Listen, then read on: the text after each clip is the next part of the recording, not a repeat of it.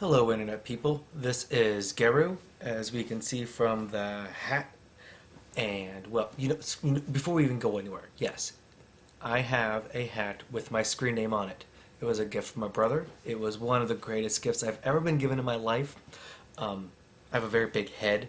It's very tall and somewhat like round, more so than usual, and is one of the few hats I've ever had that come down and comfortably races on my head instead of way up here, thus giving me the permanent yarmulke hat. And really, sorry, nobody wants that. So GHERU, RUcifer, RUcifino, Chipperson also works, and if you're lucky, the pretty princess of the 20-somethings. Tonight at 10 till 1 in the morning, coming to you from lovely Akron, Ohio, I'm going to review comic books for you from last week. And by last week, I mean books I read last week.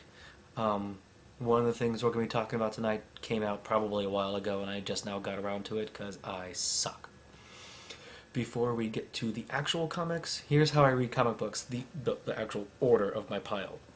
It goes DC, Marvel, and then what I call my other stack, which is Vertigo, IDW, Dark Horse, anything that's not DC Marvel. Inside those, it goes in the order of limited series, then ongoings, read in the order of what I think will suck the least, which means the worst books are read first so that hopefully my reading experience gets better. It doesn't always work out that way, but usually you can't go wrong with reading Hellblazer, The Boys, DMZ, or anything like that last. Or for my Marvel stack, Dark Avengers, or for my very small now DC stack, let's say Green Lantern, because it's one of the 3 DC books I read anymore that's an ongoing. And the other one, we'll start off with that. It's Batman. Batman 690 is a good comic book. I really do enjoy it. I'm enjoying, although I still have no idea exactly how Bruce Wayne died. It was either shooting Darkseid and Darkseid doing something to him, or he blew up in a helicopter, or a Superman song made him want to shoot himself in the head. I've had that happen to me before. It's called Nickelback. But with what Dick is doing in Batman, I enjoy it. I like Judd Winnick. Barry Ween makes up for the Titans, because the Titans blows, and probably some of those characters are now gay and blowing each other, because Judd Winnick loves doing that. But so far in Batman, this most current run, and I think his last run, no one's become gay yet. So, go Team Judd. There will be spoilers in these reviews. One major spoiler, Two-Face's costume in this comic is stupid. It's at the end, and it's just this dumb, color-coded Two-Face. Oh, look at me, I like 2 things in 2 colors. Yay, I'm Two-Face. It's cool, though, how he gets there. It's cool that Two-Face is really the only person smart enough to realize that Batman isn't Batman. I like the art, but I'm not really that big into art. The only real time I notice art is if it's really good or crappy, and we'll be coming to that soon in this review. Speaking of the Bat books, I'm dropping Detective. Yes, I know I just talked about how great some art is, and Detective has some great art. That doesn't make up for the fact that I do not care about Batwoman, and I don't know anybody who does. I really hope the cult of criminals, or whoever it is that's trying to kill her, kills her, and I hope it's bloody and gory, and then we can get to a character that anybody might care about. Next. See, we're done with DC. Deadpool. I don't know how this got put where it was in my Marvel stack. Usually it's lower, which means higher, which means I expect more, but for some reason something happened, so it got read in this order. Deadpool 15. I know that there are people out there who are going to watch this and be like, I love Deadpool, Wade doesn't get him. You're wrong. Wade gets him. Yes, we were spoiled with Fabian. I'm not going to pretend to be able to say his last name. Fabian and Gail Simone and some of these, and Joe Kelly. You cannot compare any new Deadpool writer to those 3 writers, even though that they were the best. Wade gets him. The inner monologue is great. In this issue, he throws respect back to Deadpool's crush on Death, to Blind Owl, to Weasel, to the fact that in Messiah War, the X-Force and Cable crossover that just happened, Deadpool's pretty much immortal and still batshit crazy. His brain itches. He respects all that, and he also makes Deadpool flamingly Star-Lord gay for a couple pages in here, and it was fun. It was great. It's Deadpool.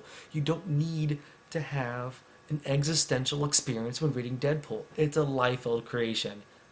It's not all that deep. It's fun, and if you don't like having fun, like some Brit posters I know, that's fine. But whatever. Oh, speaking of posters, if you hear me talk about other posters, it's because I hang out at this lovely place called the Outhouse. If you don't know the Outhouse, go there. It is the most fun you can have talking about comic books and poo anywhere on the internet. And there's no Nazi moderators like over at CBR, and there's actual posters, people who sit there and will talk with you, unlike at New Rama. So go to the Outhouse, upload a video. They love this kind of thing, I guess. I don't know. If you never see this, that means they didn't like it, so whatever. The next comic is Cable 18. Another Liefeld creation, but now he has feet. There is no logical reason why I like this book. It's been the same comic for 18 issues. Bishop is chasing Cable through time to find hope. There was some weird strife thing that happened that honestly wasn't as good as it could have been. Messiah War rocked, but I didn't really understand what Strife was doing. I'm not sure anybody did, but I'm usually drunk, so let's chalk that up to maybe it's my fault. But this book is great. I don't know why. Except for maybe the first 3 issues, I had a head itch. Sorry, I'm not stopping. This is like the 8th time I've tried to record this. Shut up, internet people. This was a buttload of fun. Oh, I'm coming up on 6 minutes, so I'm going to keep going. This ends with the Brood. I'm not kidding. Dude, it's 18,000 years something in the future, and the Brood are still there. It's cool. It's an oh shit moment. I warned you about spoilers. Don't come yelling at the room. Next. Buffy 28. I like this series. I dropped Angel, that crap IDW's putting out there. This is a good series. It's written well. It reminds me of the TV show. I like what they're doing with Oz. They're letting him grow up, and they reference it. The art in this issue sucked so much ass. It pissed me off. Unless somebody said somebody's name, I had no idea who anybody was. Hey, I'm Xander, and you're Buffy. I'm Willow. That's the only way I knew who was talking in this issue. At one point in time, Xander's talking to some chick, talking about, oh, I should get on some chick, and then he gets on some chick. I don't know if it was the same chick who's talking about getting on some chick, because the art sucked ass. This is worse than me, and I can't draw for shit. This was horrible art. Whoever hires people at Dark Horse to draw comics, fire this guy. The Boys. Okay. Really? Come on. I understand that some people like Ennis hate superheroes. There's so much gore, they cuss too much. Brits aren't this evil and mean. You know what? This book rocks. If I only had to have 3 books to read every month, this would be one of them. If you've read this book, if you've given it a chance, you're like, I don't like the gore, that's fine. If you've read this book and say that you hate it and don't like it, I'm not mad at you for having a different opinion from me, but do not ever recommend anything to me because I won't listen to you. Your opinion is null and void. You have the right to it, but I'm gonna look at you like I look at the people who say they like X-Men 3. You have the right to that opinion. It's just a stupid opinion to have. This book rocks, and if you genuinely hate it and wish it was off the stands, die in a fire. I'm gonna skip the other 2 books for right now. Maybe I'll get back to them. This book, Young Liars. I don't know why. I just picked it up. DMM, El Topo, Mike Oxbig, everybody's been raving about it. I should have picked it up earlier. I love this book. I've already ordered volume 2. The only thing I would recommend, give this to people. Like, just like, you take this. Anybody who wants to tell you that comic books are only for 12-year-olds, shove this up their butt and say, no, if you're 25, read this, love it, learn it. Just don't have it be the last thing you look at before you fall asleep, because your dreams will be messed up. I'll learn that the hard way. Well, I'm coming up on 10 minutes, and I think YouTube cut you off then, and I'm not starting this all over again. Quick reviews, Irredeemable number 6. I liked it. I love the first trade. I love the 5th issue. I'm pretty much now going to turn this into a wait for trade book. It just didn't flow that well. Sweet Tooth number 1 is the only issue of this comic I am reading. I did not care at all. He likes chocolate. If you like chocolate, maybe you'll like this book. It's not as bad as American Virgin was. RUe out.